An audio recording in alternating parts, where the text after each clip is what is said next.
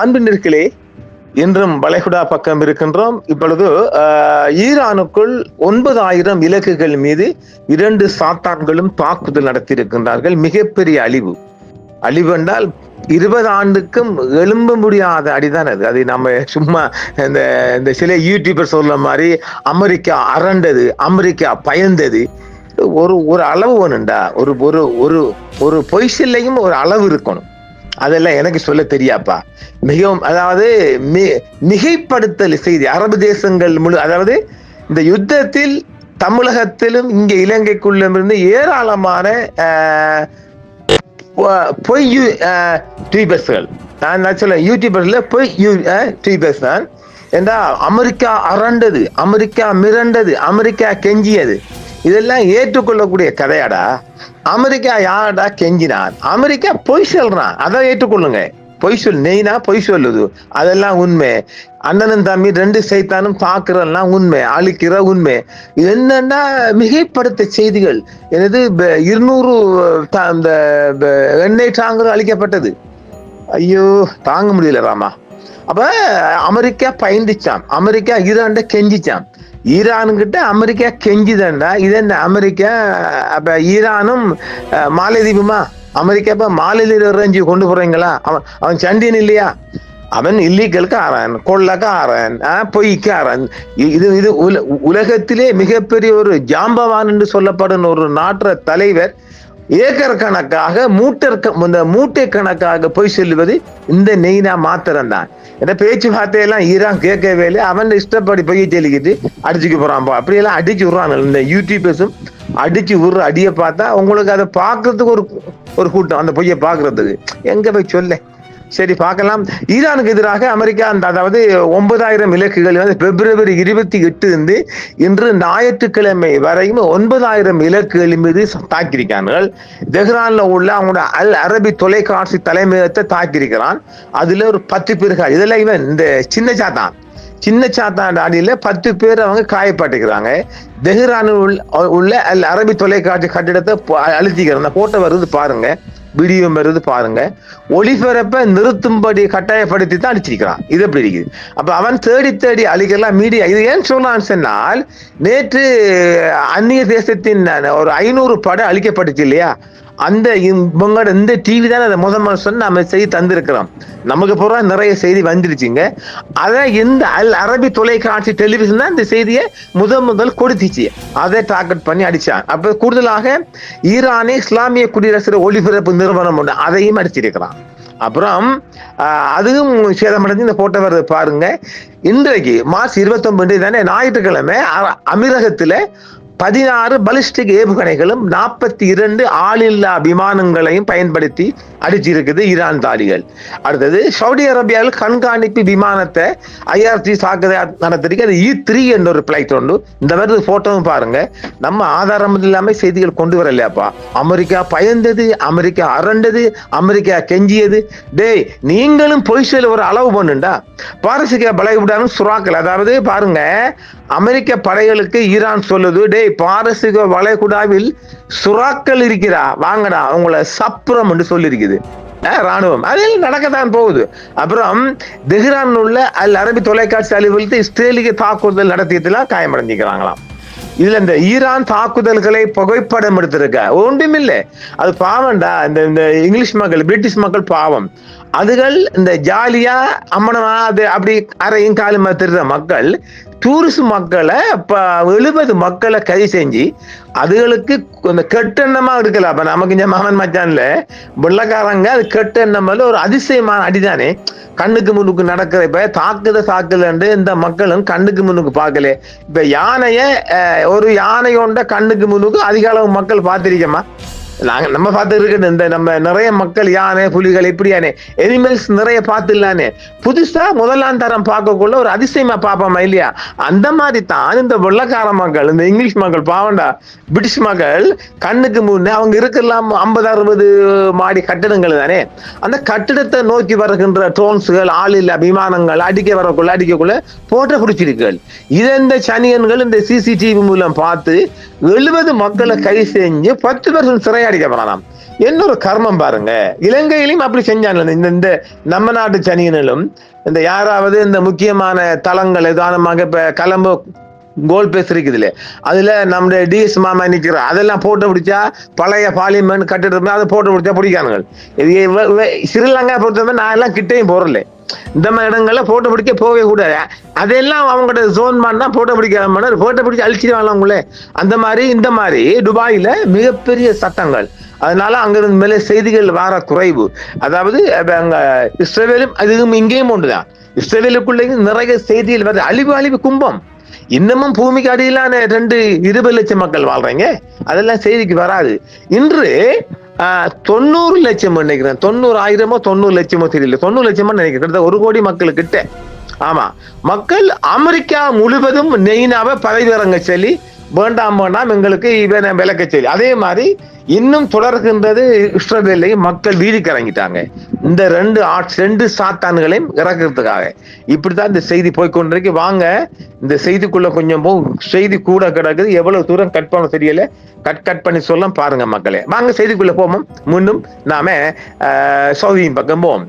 Saudi அரேபியாவில் அமெரிக்காவால் நடத்தப்பட்ட ராணுவ தளத்தின் போது நடத்தப்பட்ட பதிலடி தாக்குதலில் அமெரிக்க விமானப்படைக்கு சொந்தமான போயிங் E3 சென்ட்ரி கண்காணிப்பு விமானத்தை தாக்கி அளித்ததாக IRGC ஈரானிய ராணுவம் தெரிவித்துள்ளது. இன்று ஞாயிற்றுக்கிழமையாக பயங்கரவாத அமெரிக்க ராணுவத்தின் விரோத நடவடிக்கைகளுக்கு பதிலடியாக ஈரான் புரட்சி காவல் படையினின் விண்வெளி படை ஒரு கூட்டு ஏவுகணை மற்றும் ஆளில்லா விமான நடவடிக்கையின் மூலம் வான்வழி உளவு கட்டளை மற்றும் கட்டுப்பாட்டு திறன்களை கொண்ட வான்வழி முன்கூட்டிய எச்சரிக்கை மற்றும் மத்திய அமைப்பு அவாட்ஸ் என நன்கு அறியப்பட்ட E3 விமானத்தை முழுமையாக அளித்திருக்கிறது என்று ஈரான் காவல் படை தெரிவித்திருக்கிறது. இன்று ஞாயிற்றுக்கிழமை செய்தியாக ஈரான் இந்த ஒருங்கிணைந்த நடவடிக்கை அமெரிக்க விமானப்படையின் கண்காணிப்பு விமானத்தை முழுமையாக அளித்ததுடன் அருகில் இருந்த விமானங்களுக்கு பலத்த சேதத்தை ஏற்படுத்தியது என்றும் அந்த செய்தி தெரிவிக்கின்றது.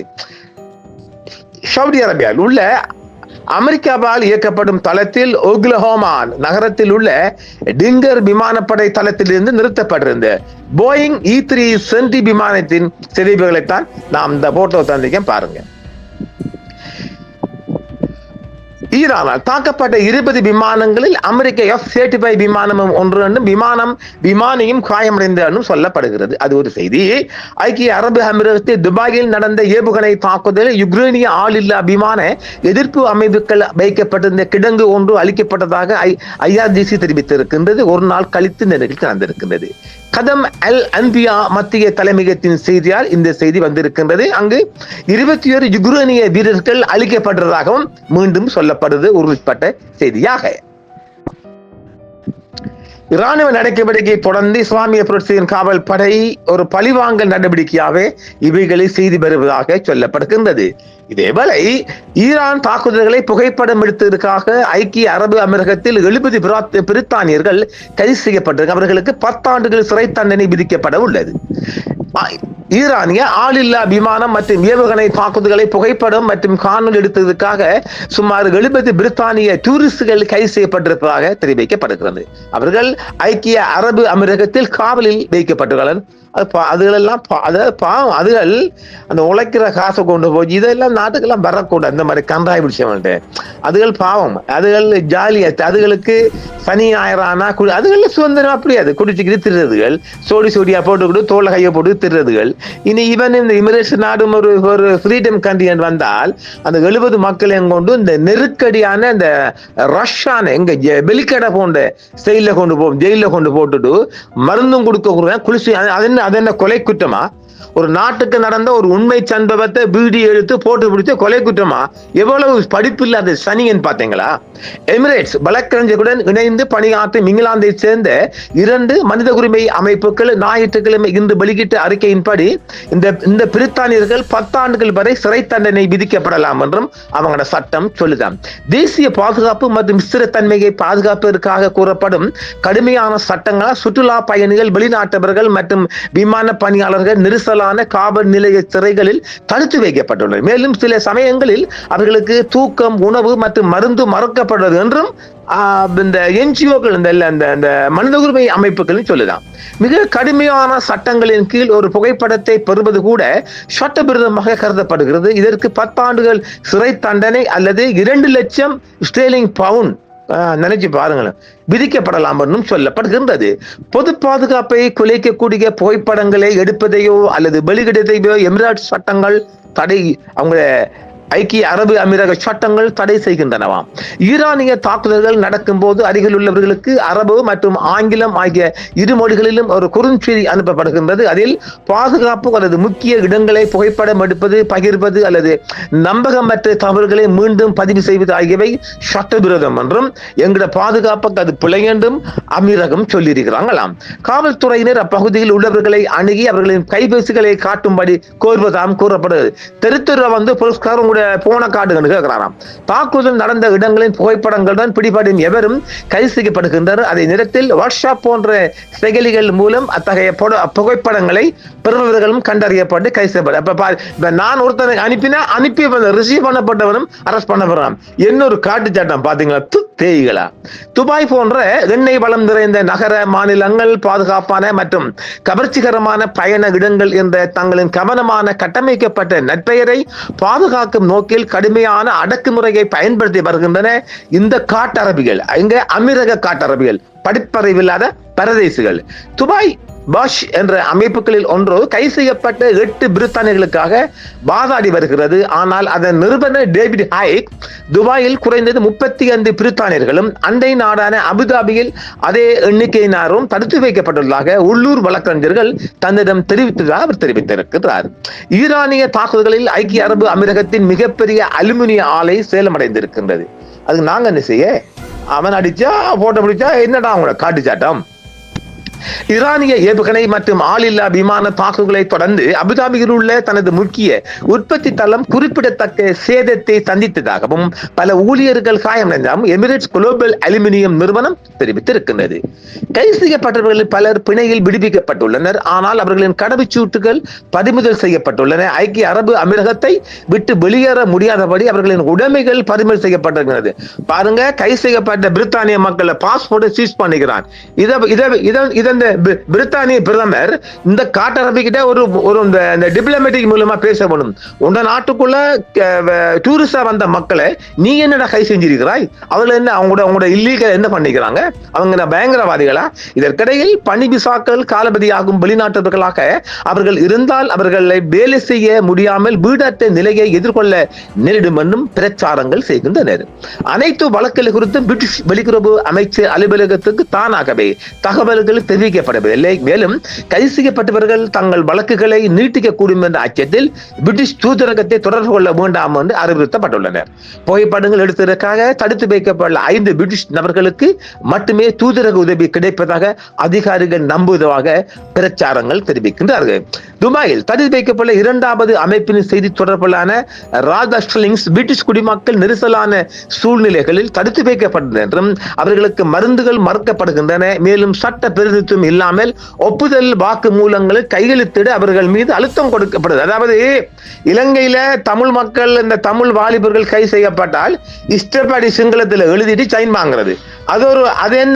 அது எங்கிட்டு காட்டி சாட்டம். அதே மாதிரி இந்த நாய்க்களை அரபு மொழியில அப்படியோ ஸ்டேட்மெண்ட் எடுத்துக்கிட்டு அவன்கிட்ட சைன் வாங்கினா அவன் சொல்லான சட்டம்.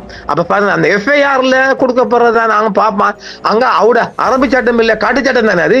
அரபு இப்ப உலகத்திலே இல்லாத மிகவும் மோசமான கலாச்சாரம் நடக்கிற இடம் துபாயும், அடுத்தது குவைட்டும். அங்க என்ன செய்யாத உலகத்தில் உள்ள ஒட்டுமொத்த மது இந்த போதை பஸ் கடத்த எங்க ஒழிச்சுக்கிறான்? துபாயில் ஒழிச்சுக்கிறான். அப்ப இவன்கள் இந்த காட்டரபிகள் வந்துட்டு யாரை சேர்க்கிறான்? உலகத்துல 1ஆம் நம்பர் தாதாக்கள், 1ஆம் நம்பர் கள்ளன்கள், 1ஆம் நம்பர் போக்கிரிகள், 1ஆம் நம்பர் பொறுக்கிகள். இவெல்லாம் இந்த தாவூத் இப்ராஹிம் எங்க இருந்தான்? துபாயில இருந்தான். அவன் இந்தியாவுக்குள்ள ரொம்ப மோசமான பயங்கரமான செயல் செஞ்சவர். அப்ப ஆக ஒட்டுமொத்தமாக உலக பரப்பில் போதை வஸ்து கடத்தல் மன்னன்கள் நம்ம நாட்டுல இருந்து இது பற்றி ஒரு 20 பேர் அங்க ஒழிச்சு கொண்டிருக்கிறாங்க. இல்ல மன்னிக்கணும், 40 பேரும் இன்னும் இருக்கிறாங்க. 20 பேரும் இங்க ரிலீஸ் பண்ணி வந்திருக்கிறாங்க. அப்ப துபாய் ஒரு ஒழுங்கான முஸ்லீம் நாடா இந்தப்பா எங்க நாட்டுக்குள்ள கள்ள கடத்தல் இந்த மாதிரி இந்த தெருப்புறைக்கு எல்லாம் வரக்கூடாதுன்னு சொல்லணுமா இல்லையா? சொல்லுங்களேன். 1ஆம் நம்பர் விபச்சாரங்கள் அங்க அவர்கள் ஒழுங்கு இந்த இந்திய பெண்கள் மிக கூடுதலாக விபச்சாரிகளாக அங்கதான் இருக்கிறாங்க. இந்திய பெண்கள் கூட இருக்கிறாங்க. வேற தொழில கொண்டு போய் அதுல கொண்டு தள்ளுறாங்க. அப்ப எல்லாம் கவர்மெண்ட் பார்க்கணுமா இல்லையா? என்னடா உங்களோட தொப்பியும் உங்களோட கருத்தைங்க தும்பு காட்டுகல, என்னடா உங்களோட சட்டம் காட்டு சட்டம் காட்டரபியல். சரி பார்க்கலாம். இது மோசம். டூரிஸ்டா போன ஒரு பொதுமக்களை போட்ட பிடிச்சதுக்கு நீ பயங்கரவாதி மாதிரி பிடிக்கிறா என்ன உலகம், என்ன சட்டம், என்ன கேள்வி இது? இதெல்லாம் என்ன? இதெல்லாம் வந்துட்டு ஒரு மனித உரிமை மீறல் இல்லையா? ஒட்டுமொத்த மனித உரிமை நடக்கிற ஆக கூட இடம் துபாய், இந்த அமீரகம். அதுக்கு அடுத்தது குவைட்ல. அங்க என்ன நடக்காத, என்ன இல்லாத, அப்பா அம்மாவை தவிர எல்லாமே இந்த காட்டார்வேல் தேசங்கள்ல கிடைக்குதா இல்லையா? எந்த நாட்டு பெண்கள் அங்க இல்லாத விபச்சாரிகளாக? என்னடா உங்களோட சட்டம் தேய்களா? பார்க்கலாம். அவர்களின் நலனை பாதுகாக்கும், அவர்களை விடுவிக்கும் உடனடியான மற்றும் வலுவான ராஜதந்திர தலையீடு தேவை என்றும் சொல்லப்படுகிறது. அவர்கள் குற்றவாளிகள் அல்ல, மாறாக தீய எண்ணம் என்று செயல்பட்ட சாதாரண சுற்றுலா பயணிகள் என்றும் தொழிலாளர்கள் மற்றும் குடியிருப்பாளர் என்றும் அவர்கள் சொல்லப்படுகின்றது. அப்ப ஆகவே பாவம் இல்லையாடாப்பா? ஒரு தனது வெளித்தோற்றத்தை அப்படியே தக்க வைத்துக் கொள்ள துடிக்கும் ஒரு பளபளப்பான உலகளாவிய பிராண்ட். எனவே சுற்றுலா பயணிகளும் வெளிநாட்டவர்களும் பாதுகாக்கப்பட வேண்டும் என்றும் மிகப்பெரிய இஷ்யூ செய்தியாக வந்திருக்கிறது. அது ஒரு புறமைக்கு மத்திய கிழக்கில் துருப்புக்கள் எங்கு செல்லும் என மேலதிகமாக இன்னும் ஒரு 4000 துருப்புக்கள் வராங்களாம். எங்க வராங்க? பலைகுடா நோக்கி. அப்ப அவங்க எங்க போறாங்கன்னு சொல்ல மாட்டோம் வராங்களா. 9000 இலக்கு தாக்கப்பட்ட என்று மீண்டும் அந்த செய்திகள் தற்போது வெளிவந்த வண்ணம் இருக்கின்றது. அப்ப மேலதிகமாக 4000 துருப்புக்கள் மேலதிகமாக பலைகுடா நோக்கி வராங்களாம். இதுவும் ஒரு செய்தி. 61% மக்கள் இவருக்கு இந்த நெய்னாக்கு எதிர்ப்பு இருக்கிறார்களாம். அமெரிக்காவுக்குள் 61% மக்கள் எதிர்ப்பு தெரிவித்திருக்கிறாங்களாம் இவருக்கு இந்த போரை உடனடியாக நிறுத்த சொல்லி. அது இன்றைக்கு நடந்து கொண்டிருக்கு. இதே வேளை அமெரிக்காவுக்குள்ள இப்ப நிறுத்தப்பட்ட 4000 துருப்புகளும் வருவதற்காக ரெடியா இருக்கிறாங்களா. அந்த இடம் கூட வெளியாக இருக்குது. அதை நம்ம சொல்லல. 4000 துருப்புகள் இறக்கப்படுறாங்க. வாங்க உங்களை சுறாமீன் காத்திருக்க ஈரான் சொல்லுது. பார்க்கலாம் பாருங்க. அழிய ஆசைப்பட பாவண்டா. அவன் அமெரிக்க வீரனும் பாவம் தானே. சம்பளத்துக்கு அவன் அதேப்பா அவன் குடும்பம் நடத்தணும் பாவண்டா. அதுக்கு என்ன செய்யற? அவன் அங்க எல்லாரும் ஒரு போராட்டம் நடத்தி நாங்க போகிறோம் சொல்லணும். சரி பார்க்கலாம். செய்தி கூடுகின்றது. மற்றும் ஒரு அடுத்த செய்தி சந்திப்பு. என்றும் உங்களுடன் சன்ரைஸ் இந்தியா டிவி சப்ஸ்கிரைப் பண்ணுங்கள், பெல் பட்டனையும் கிளிக் செய்யுங்கள். உங்கள் ஆதரவே எங்கள் சேவை. ஆதரவு தாருங்கள், அரவணைப்போம். மறக்காம சர்ப்ரைஸ் பண்ணுங்க. தேங்க்யூ.